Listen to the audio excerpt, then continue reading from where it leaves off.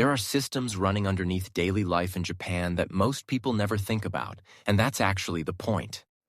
They're so well built that they become invisible. You don't notice them working because they never stop working, and that invisibility is the whole design.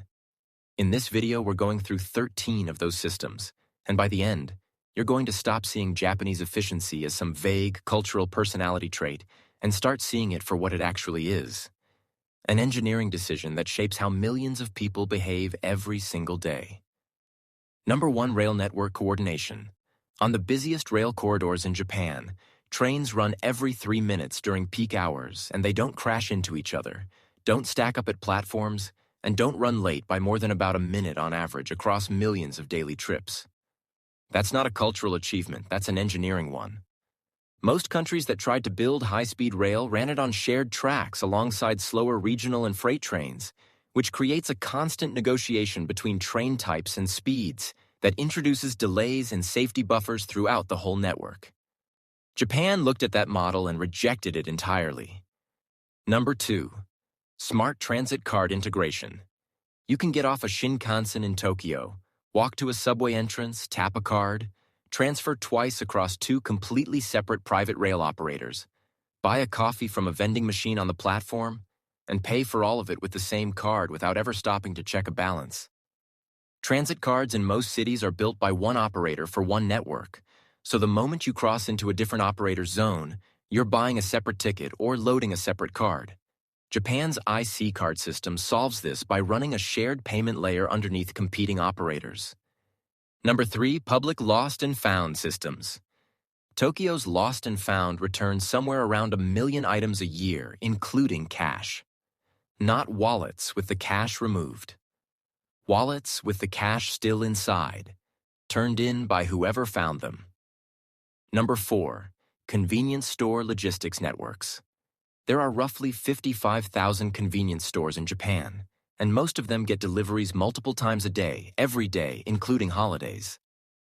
The stores are small, so they can't hold much inventory, which means the supply chain behind them has to be precise enough that a store never runs out of onigiri at lunchtime, but also never holds so much stock that it spoils.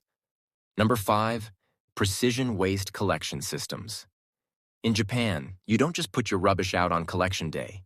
You sort it into specific categories, bring it to the designated collection point, and do it on the right day for that category. Get any of that wrong, and the collectors leave it there with a tag explaining exactly what you did wrong. Number 6, escalator traffic flow conventions.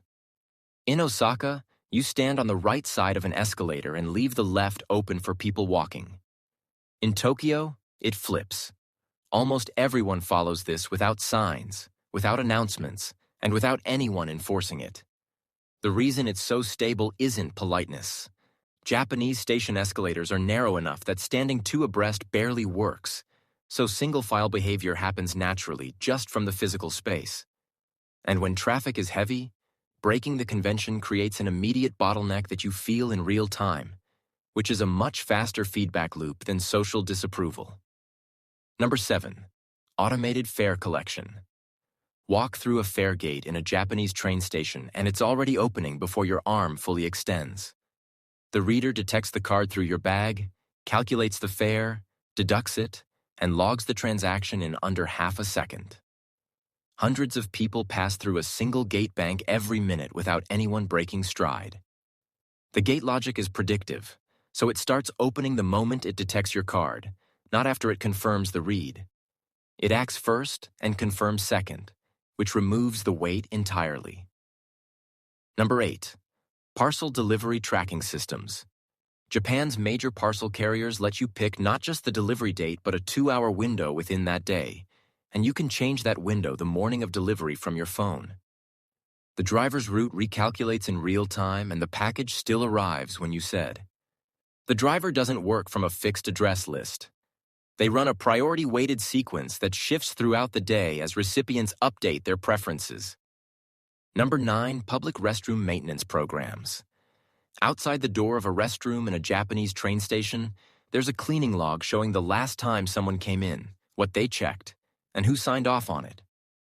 At busy stations, that log gets a new entry every 30 minutes during peak hours. Most public restrooms elsewhere get cleaned once or twice a day, and you'd never know when.